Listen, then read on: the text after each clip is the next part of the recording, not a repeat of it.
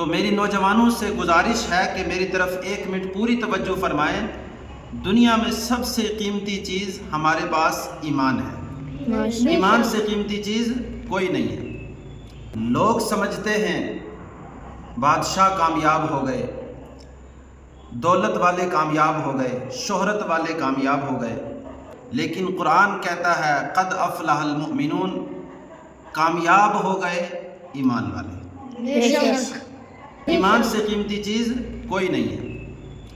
اپنے اکابرین کی، اپنے اسلاف کی، اپنے بزرگوں کی تاریخ پڑھو کہ ہمارے بزرگوں نے تیل میں کود کر اپنے آپ کو جلانا تو گوارا کر لیا، لیکن ایمان سے ہٹنا پسند نہیں کیا۔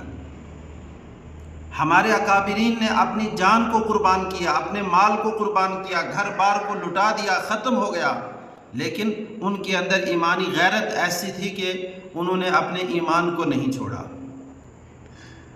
لیکن آج ہمارے نوجوان ایمان کی حرارت سے محروم ہوتے جا رہے ہیں۔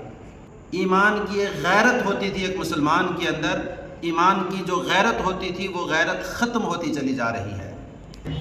آہ اسلام تیرے چاہنے والے نہ رہے، آہ اسلام تیرے چاہنے والے نہ رہے، جن کا تو چاند تھا وہ والے نہ رہے۔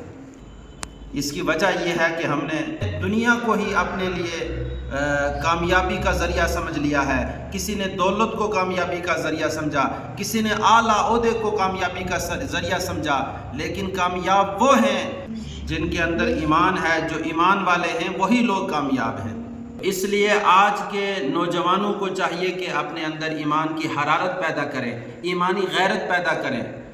میں دعا گو ہوں، میں اللہ کریم کی بارگاہ میں دعا کرتا ہوں اللہ تبارک و تعالی تمام نوجوانوں کے اندر ایمان کی حرارت پیدا فرمائے، ایمانی غیرت پیدا فرمائے، اور سب نوجوانوں کو سیدھی راہ پر اللہ گامزن فرمائے، بری راہ سے، بری عادتوں سے، بری صحبتوں سے، برے کاموں سے اللہ کریم تمام نوجوانوں کی حفاظت فرمائے، اور ہمارے نوجوانوں کے اندر دینی شعور، دینی سمجھ اللہ تعالیٰ پیدا فرما دے۔ وآخر دعوانا الحمدللہ رب العالمین۔